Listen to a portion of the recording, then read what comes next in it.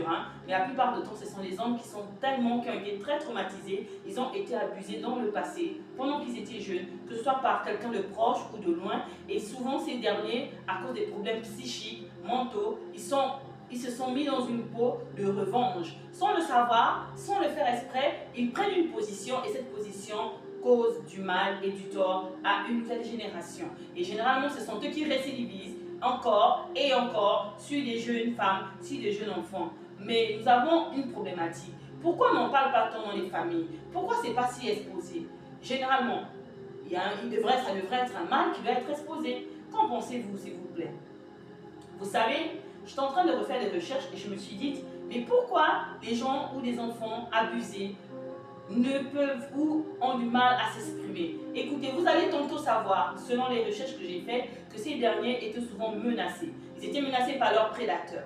Souvent, c'était des membres proches de leur famille qui ne pouvaient pas croire que ces derniers pouvaient leur faire du mal. Donc, ils se disent, mais pourquoi ferais-je du mal à quelqu'un que j'aime? Parce que ces personnes, qu'est-ce qu'ils font? Ils sont formatés, ils sont travaillés psychologiquement par ces prédateurs, tant bien que dans leur famille ou à l'extérieur. Sachez qu'il y a plusieurs phénomènes qui poussent aussi à cela. Hormis l'abus de ces derniers, donc de ces prédateurs qui ont grandi et qui font subir aux autres, il y a des personnes qui sont mal à l'aise dans leurs êtres et décident de pouvoir nuire aux autres. Et qu'est-ce qu'ils font? Ils passent par ce type de choses.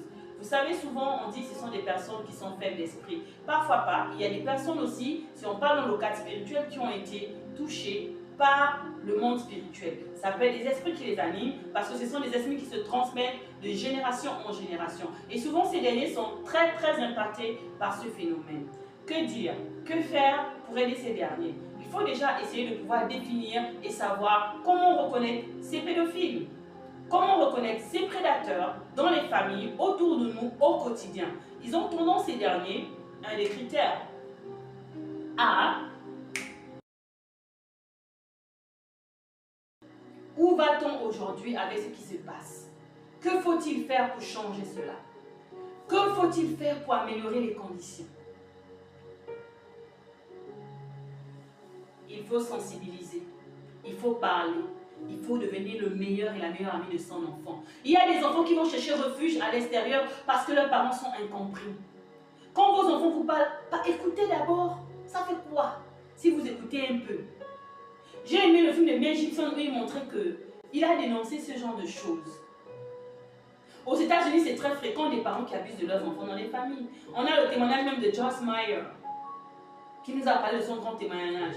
Que Dieu bénisse cette femme. My God, où va le monde?